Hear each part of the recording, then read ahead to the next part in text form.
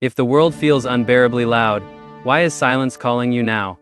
In the next few minutes, I'll show you why the spiritually awakened aren't running away, they're preparing, and by the end, you'll have a map for crossing withdrawal, without losing yourself, and how, when the time is right, to return transformed. Perhaps you felt it yesterday, at work, in traffic, or just scrolling through your feed, a fatigue that isn't merely physical.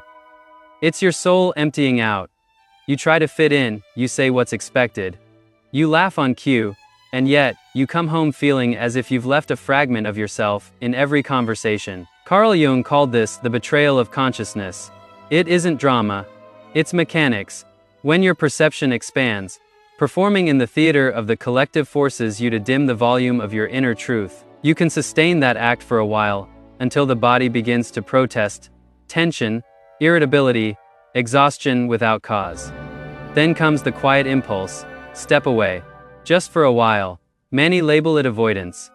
Jung called it the necessary withdrawal. When you awaken, it's not just intellectual, it's somatic. You feel the direction of conversations. You sense what remains unspoken. You notice projections moving through a room like cold wind. That's why so many have written. It's exhausting.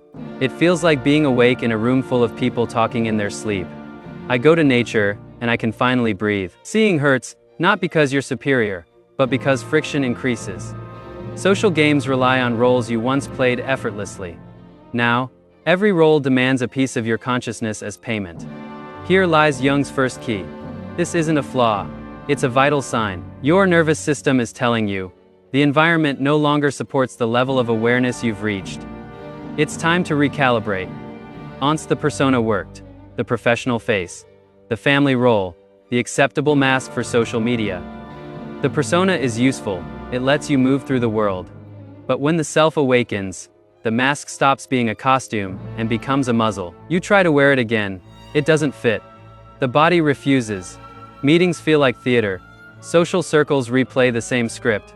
Conversations invite you to shrink. People might call it arrogance.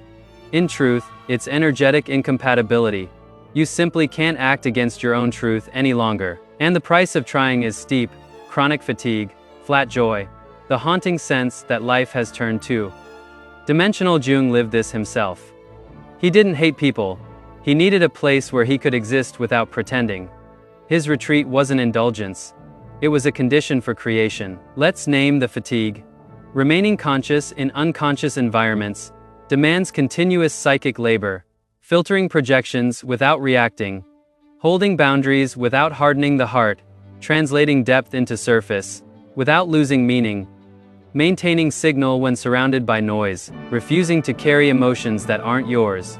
Do this for hours, days, years, and tell me exhaustion isn't inevitable. That's why so many find peace touching the grass at 4 a.m, walking the dog, listening only to wind and birds. Because in those moments, the invisible labor stops. The system finally exhales. Withdrawal isn't failure, it's gestation. In the hero's journey, there's always the silent valley where true strength is forged. For Jung, the hermit phase is archetypal. Every individuation must pass through it. Without this interval, the new self appears only to be shattered by the collective's demands. The hermit phase unfolds in 3 movements. 1. Cease the noise. Reduce input. Abandon endless debates and performances. 2. Relearn to listen, to nature, to prayer, to the body. 3. Reorganize the inner world, give shape and language to what has emerged. That's why comment after comment echoed. People moving to the mountains, a cabin, a small home with a cat, people deleting social media and feeling relief, people who disappeared, and finally breathed. Nature appears so often because it is non-performative. It doesn't require a persona. It doesn't compare you. It aligns you. 3 spaces make the signal clear again. Everyday nature, not a distant forest, but the morning light on a tree, the sound of water, the air after rain. Frequency matters more than intensity. Intentional silence, not the absence of sound, but the suspension of demand. A coffee without a phone, a walk without a podcast. Let the mind lower its volume. Conscious micro-communities, not bubbles of superiority, but small circles where the rule is authenticity over performance. Two truthful souls outweigh 200 pretending. These spaces don't isolate you from the world. They prepare you to return to it. Whole, yet there are traps. The first, mistaking withdrawal for resentment. If your solitude becomes bitterness, you've only traded one mask for another. The second, returning too soon. The newborn self is a flame in the wind. Re-enter before you've built boundaries, rituals, language, and the collective will extinguish it, not out of malice, but incompatibility. The third, confusing solitude with truth. Solitude is the laboratory. Truth is the discovery. The measure isn't how long you've been alone, but how whole you remain when you meet the world again. 3 anchors protect you: humility, ritual, rhythm, humility, to remember you still project. Only less. Ritual, to stabilize what reconnects you. Prayer, walking, writing, rhythm, to increase exposure slowly. Testing how much consciousness the world can now hold without draining you. Those who return come back to the margins, available but not absorbed. In Jung's words, they become border dwellers, beings who live between what is and what is becoming. They create parallel structures, small clinics, quiet ateliers, intimate schools, projects without spectacle. They don't compete with noise. They offer signal. And if you notice, they rarely advertise their awareness. They work for those who are ready. That's the difference. The unconscious seeks to convince. The conscious simply invites. Here's your preservation protocol. 7 daily practices. Zone stimulus hygiene. Cut reactive consumption. Touch news or social feeds only twice a day. Taro. Return to the body. Breathe. Stretch, walk slowly. The body senses when persona takes over. 3 language bridge. Practice sentences that defend yourself without hostility. I'd rather not discuss this now. Let's speak when we're calmer. 4. Small rituals. Every day, 10 minutes of silence. 1 page of free writing. 5 minutes watching the sky. Frequency over intensity. 5 micro, community. 1 to 3 people with whom you never perform. 6 discreet service. 1 silent act each week that gives without display. 7. Monthly reflection. Ask, where did I betray my consciousness? Where did I honor it? Adjust accordingly. At the beginning, I promised answers. Why are you so tired? Because your consciousness is doing the work that an entire environment should sustain. Why doesn't the mask fit anymore? Because yourself has outgrown it. Masks don't evolve. Why does nature restore your breath? Because the signal is stronger than the noise. If you're disappearing, don't apologize. Form yourself, use silence as a school. Protect what was born so that one day, you can offer what noise can never create. Depth without performance. Presence without projection. Truth without violence. In the next chapter, we'll explore the return, recognizing the call, crossing back consciously, and building at the edges a world that can finally hold who you've become. There comes a moment when silence stops being a hiding place and becomes a platform. You realize that solitude is no longer healing, only you. It's gestating something within you that now wants to reach beyond. How do you recognize this? 3 signs. A steady signal. You can remain grounded in your own frequency, even amidst minor disturbances. A short dinner, a visit to the city, a brief conversation, and you return home whole. A calling that persists. Ideas, insights, and quiet impulses begin knocking daily. Not as anxiety, but as a calm insistence. Freedom from persuasion. The urge to convince or prove dissolves. What remains is service. You want to offer something, not to be seen, but because it would weigh on you not to. When 2 or more of these signs align over several weeks, the self may be signaling, it's time to test the border.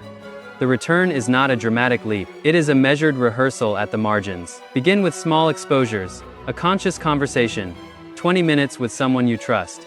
Choose a simple topic. Bring deep presence. Afterwards, ask yourself, did my light dim? If so, adjust your boundary. Quiet service, an anonymous act of kindness. Help someone, share a short reflection. Guide a friend through difficulty. Notice the result. Do you feel drained or gently expanded? Border environments, a small class, an outdoor gathering, a silent circle. Nothing that demands a persona. Everything that honors the self. If after these encounters you sleep peacefully and wake clear, your border is ready for greater weight. When you return, language becomes your first safeguard. It must protect yourself without declaring war on the world. Here are bridge sentences to practice. I prefer quieter, deeper conversations. Shall we change the subject? I'd rather not share an opinion right now, but I can listen if you need to speak. I need to end this conversation here. I want to leave it with respect. I don't have an answer, only a question. Let's revisit this when we're both calmer. I value our connection. And what should you avoid? Avoid labels that ignite ego. You're all asleep. The masses are blind. Such phrases trigger defensiveness and pull you back into the theater. Avoid savior talk. Consciousness invites. It does not convert. You need not return to the center of the room. You can simply open a new one beside it. These are parallel structures, spaces where authenticity outweighs performance. Examples: the silent studio, an artist's space open for only a few hours each week. Inviting genuine exchange, not spectacle. The intimate circle, 5 to 8 people meeting fortnightly to share real work, not public performance. The mindful workshop, monthly sessions for makers or mentors, focused on one tangible creation. The minimal digital garden, a simple newsletter, a short audio reflection, a single post, no endless feed, no algorithmic addiction. Golden rules for remaining untouched: predictable rhythm, less volume, more consistency. Clear boundaries, protect time, tone, and topic. Selective entry, value sincerity over status. Graceful exits: if the space turns into a stage, close it or redesign it. 3 examples illuminate this path: an artist, a therapist, and a teacher. The border artist, during her retreat, she painted in silence. Upon returning, she didn't stage a grand exhibition. She opened a half-open studio twice a week for 6 months, allowing 6 visitors at a time. She shared process, not product. The outcome? No hype, complete presence. Sales arrived as a byproduct of authenticity. The bridge therapist, he realized he could no longer practice conventional therapy. He returned with a tiny group for spiritual emergency work. 5 people, 12 sessions, clear agreement, no performance, only practice and stillness. The outcome: fewer clients, deeper transformation, sustainability through clarity. The edge teacher, she left the formal education system and became a writing mentor for teenagers. Sessions outdoors, no screens, 90 minutes per week, no syllabus, only ritual, reading aloud, writing 1 page, 3 minutes of silence to close. The outcome: organic learning, authentic growth, and joy restored. When you live at the edge, the old metrics no longer apply. Replace them. Likes Fey lucidity. Do you sleep peacefully? Reach Fey alignment. Do your words match your life? Engagement Fey energy. After serving, do you feel lighter or heavier? Growth Fey grace is your space protecting people and truth. If your inner gauge shows clarity, calm, and courage, your work is already successful. Even if unseen by the crowd, the return will test you with temptations, validation through noise, chasing applause and attention, moral crusades, fighting for good. While secretly feeding the persona, the spiritual ego, pride dressed in robes of humility. Antidotes: regular confession. With a trusted friend, admit, where did I act against my own truth? Fast from visibility, intentional breaks from exposure. Anonymous service, give quietly to remember the heart behind the mission. You don't need 30 tools, only 5 simple habits done daily. 12 minutes of silence, eyes open or closed. Attention on breath, barefoot grounding. 2 minutes with the earth, grass or a tree. 1 page of writing, unedited, uncensored.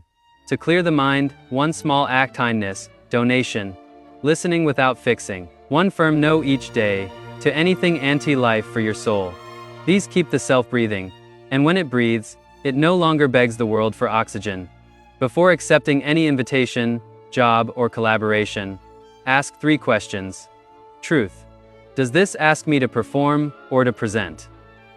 Vitality: will I leave this larger or smaller? Vocation: does it serve my purpose or my need for approval? If 2 answers lean towards performing, shrinking, or proving, decline politely. The edge requires you whole. At times life calls you back into the center, to care for someone, to attend an event, to face the practical world. 2 simple practices will keep you safe, conscious entry. Before you cross the threshold, touch your heart and say, "I carry myself with me." Clean exit. When you return home, walk in silence for 10 minutes, drink water, write a few lines. Release the residue. You are not a rock against the tide. You are the tide itself, flowing in, serving, and returning. The self is the compass. Let's answer the questions from the beginning. Why are you so tired? Because you've been sustaining alone what the unconscious world cannot hold. The fatigue isn't weakness. It's the cost of invisible labor. Why doesn't the mask fit anymore? Because the self has outgrown it. Masks don't expand. Wearing them now feels like walking in shoes 2 sizes too small. Why does nature restore you? Because there, the signal is stronger than the noise. The tree doesn't ask for a persona. The wind doesn't demand opinions. The water doesn't compare. It simply reminds you who you are. And why are the spiritually awake disappearing? Because withdrawal is preparation. Evolution always begins in silence. The self learns in solitude how to return without selling its soul. If the world feels unbearably loud, don't curse the noise. Strengthen the signal. Withdraw with purpose. Build at the edge. Serve those who are ready. Return only when you can remain whole. And when you can't, return to your own inner tower by the lake. Even if it's just a chair in your garden, a notebook, and a cup of tea at dawn, consciousness does not shout. It calls, and those who hear it often disappear. Just long enough to reappear for real when the time comes. If these words have found you at the right moment, remember 3 lines. Withdraw without resentment. Integrate without haste. Return without persona. Do this, and your quiet presence at the margin will speak louder than any sermon in the center, because the edge is where the new world begins.